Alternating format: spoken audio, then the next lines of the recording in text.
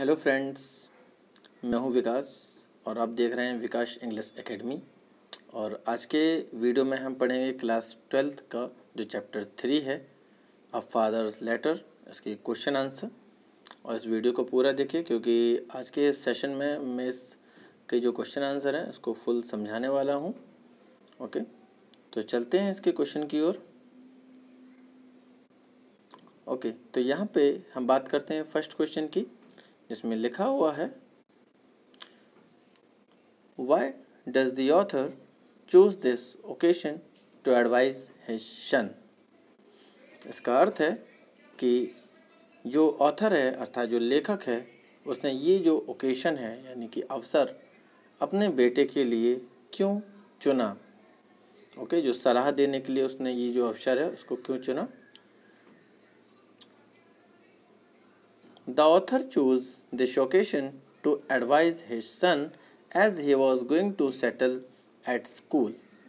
लेखक ने अपने पुत्र को सलाह देने के लिए ये जो अवसर है वो चुना क्योंकि it was his first entrance into the world away from home, क्योंकि ये उसका जो संसार में पहला कदम है। यानी कि हम ये मान सकते हैं कि इसका जो बालक है वो एक नई दुनिया में प्रवेश करने जा रहा है, स्कूल में जा रहा है, तो इसीलिए उसके फादर ने उसको ये एडवाइस दी है। अब बात करते हैं इसके सेकंड क्वेश्चन की। तो सेकंड क्वेश्चन में है what happen if we prejudice people and future events.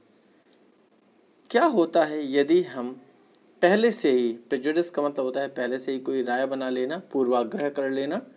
तो क्या होगा यदि हम पहले से ही लोगों के बारे में और भविष्य की घटनाओं के बारे में सोच लेते हैं या राय बना लेते हैं।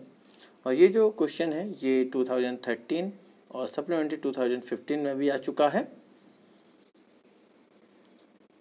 If we prejudice people and future events we can create uncalled enemies and hardships. यदि हम लोगों के बारे में और भविष्य के बारे में पहले से ही कोई पूर्वाग्रह बना लेते हैं तो हम क्या करते हैं, we can create uncalled enemies, हम बिन बुलाए मेहमान को, हम बिन बुलाए शत्रु को आमंत्रित कर लेते हैं। यानी कहने का मतलब ये है कि हम शत्रु बना लेते हैं और बहुत सारे हार्डशिप्स यानी परेशानियों को भी आमंत्रित कर देते हैं। ओके, आई होप ये वीडियो आपको समझ में आ रहा होगा। Now we go to next question. What is the best way to disarm hostility? तो हॉस्टिलिटी का अर्थ होता है शत्रुता, और शत्रुता को मिटाने के लिए सबसे अच्छा जो हथियार है, तरीका है, वो क्या है। और ये जो क्वेश्चन है हमारा 2014, 16, 17 में भी आ चुका है। तो इसका आंसर जो है वो है the best way to disarm hostility is not to think ill of others until they try to harm you. शत्रुता को मिटाने के लिए सबसे अच्छा तरीका ये है कि हमें कभी भी किसी की बुराई, यहाँ इल का मतलब होता है फ्रेंड्स बुराई, कभी किसी की बुराई नहीं सोचनी चाहिए जब तक till they try to harm you, तक वो तुम्हारा कोई नुकसान ना करें। ठीक है, इवन यहाँ तक कि them try to overlook their faults, हमें उनके जो फॉल्ट हैं, गलतियाँ, उनको भी नज़रअंदाज करना चाहिए एज फार एज पॉसिबल, यानी जहाँ तक संभव हो सके।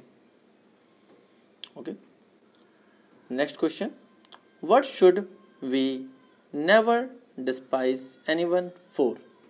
हमें किस लिए किसी का तिरस्कार नहीं करना चाहिए।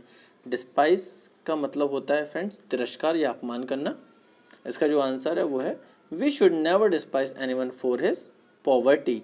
हमें कभी किसी की पॉवर्टी अर्थात गरीबी के लिए कोई भी अपमान नहीं करना चाहिए। Next question is, what is the main difference between playmates and schoolmates? तो यहाँ पर जो पोएट है वो ये कहना चाहता है, राइटर है जो वो ये कहना चाहता है कि जो प्लेमेट्स यानी खेल के साथी हैं और स्कूल के साथी हैं, इनमें क्या अंतर होता है। और ये क्वेश्चन 2015 और 17 में भी आ चुका है। तो हम चलते हैं इसके आंसर पे। The main difference between playmates and schoolmates is that schoolmates are the student of the same school. Schoolmate हमारे वो साथी होते हैं जो हमारे साथ स्कूल में होते हैं। इसके अलावा वाइल प्लेमेट्स में और मे नॉट बी, जबकि जो प्लेमेट्स होते हैं वो हमारे इस तरीके से नहीं होते, वो हमारे साथ खेल में ही होते हैं। तो हम आगे ये भी लिख सकते हैं, and the playmates are the mates which they play time only. Now question number 6 is, what is the difference between life at home and life at school? यहाँ पर राइटर कहना चाहता है कि जो स्कूल का जीवन है और जो घर का जीवन है उन दोनों में क्या अंतर है। So at school one can not enjoy the same liberty and care as at home. तो यहाँ पर ये बताया गया है कि जो स्कूल होता है उसमें कोई भी बालक घर जैसा उसको लिबर्टी यानी कि वो स्वतंत्र नहीं होता, and care as at home, ठीक है, और उसके जो घर जैसी देखभाल जो होती है वो स्कूल में नहीं होती। At school he has adjust with his school mates, और स्कूल में उसको एक स्कूल के लोगों की तरह एडजस्ट करना पड़ता है। Next question is, true equality is the true morality और ट्रू विजडम, यानी सच्ची जो बराबरी है वो सच्ची नैतिकता और सच्ची बुद्धिमानी है। ओके, इसको हमें एक्सप्लेन करना है, समझाना है। तो यहाँ पर राइटर ने बताया है, the true wisdom require that everybody should be treated as equal. तो विजडम यानी कि जो हमारा ज्ञान होता है, बुद्धि होती है, वो ये रिक्वायर करती है कि एवरीबडी यानी सभी को should be treated as equal, सभी को हमें एक बराबरी का तरीका दर्जा देना चाहिए, सभी को बराबर के तरीके से हमें ट्रीट करनी चाहिए, व्यवहार करना चाहिए। सो दैट, ताकि there are no conflict in society, ठीक है, ताकि हमारे जो सोसाइटी है, समाज में, उसमें कोई भी कन्फ्लिक्ट यानी द्वेष या ईर्ष्या की भावना ना हो, resulting in peace and prosperity, और इसके अलावा जो शांति और जो समृद्धि है वो भी आए। And according to true morality, और सच्ची नैतिकता के अनुसार, why should there be discrimination based on wealth. यहाँ पर बताया गया है कि हम लोग क्या करते हैं कि वेल्थ जो धन के आधार पर हम लोग डिस्क्रिमिनेट करते हैं, लोगों में भेदभाव करते हैं, ठीक है, एंड स्टेटस, और स्टेटस भी देखते हैं। When everybody is born equal, जबकि हम सभी का जन्म बराबरी के रूप में हुआ है। Thus it can be said that, इसलिए कहा गया है true equality is that only true morality और ट्रू विजडम, कि सच्ची जो हमारी बराबरी है वो सच्ची नैतिकता और सच्ची बुद्धिमानी है। ओके, हम चलते हैं इसके अगले क्वेश्चन पे। What according to the author does contempt imply. यहाँ पर लेखक ये कह रहा है कि जो कंटेम्प्ट है यानी जो तिरस्कार या अपमान है वो किस चीज़ का संकेत है। So answer is, according to the author contempt implies a triumph over and pleasure in the feelings and misfortune of others. यानी कि लेखक के अनुसार जो कंटेम्प्ट है, तिरस्कार है, ये किस चीज़ का प्रतीक है। ये ट्रिम्फ का मतलब होता है जीत, ये जीत और खुशी यानी प्लेजर का परिणाम होता है।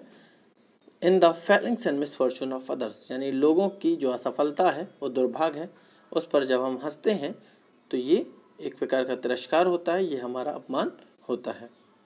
तो यहाँ पर फ्रेंड्स इसके क्वेश्चन समाप्त होते हैं। आई होप ये वीडियो आपको समझ में आया होगा।